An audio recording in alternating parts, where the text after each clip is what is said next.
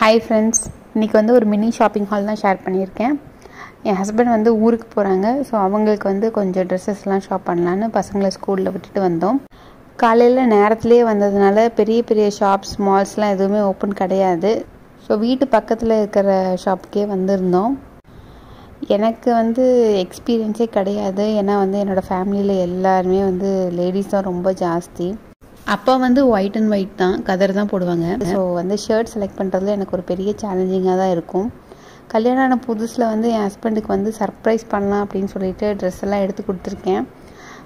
ஆனால் அவருக்கு பிடிச்சது அப்படிங்கிற மாதிரி எதுவுமே எடுத்து கொடுத்தது கிடையாது. நான் வாங்கி கொடுத்துருக்கேன் அப்படிங்கிறதுக்காக ஒரு தடவை போட்டுட்டு அப்புறம் அதை வந்து யூஸ் இல்லாமே இருக்கும். ஸோ அந்த மாதிரி ஆனதுலேருந்து நான் அவருக்கு வந்து சர்ப்ரைஸே பண்ணுறது கிடையாது. அவரை கூட்டிகிட்டு போயிட்டு உங்களுக்கு என்ன வேணுமோ வாங்கிக்கோங்க அப்படின்னு சொல்லிடுறது. இந்த மாதிரி உங்களோட வீட்டில் எக்ஸ்பீரியன்ஸ் நீங்கள் தான் பண்ணியிருந்தீங்கன்னா கீழே கமெண்ட்ஸில் சொல்லுங்கள்.